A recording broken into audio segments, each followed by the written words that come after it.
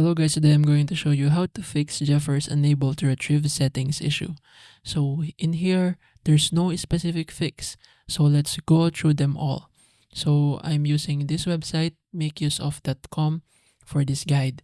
So first and foremost, try running GeForce Experience with admin rights.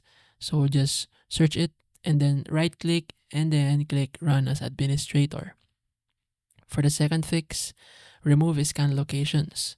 When you open the app, click home and then settings and then go to the tab of games and apps, and then on the scan location, just remove all of them and then press the scan now button.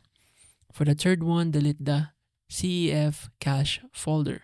So you can go to this website and copy this directory here, and then put it on your file explorer and delete this folder named CEF cache. For the fourth one, you must restore default NVIDIA 3D settings. So open your NVIDIA control panel and then in the manage 3D settings, click this restore button here. And the next one is to delete the Steam user data. So this is not really recommended because it messes up your Steam files. So let's skip to the last one.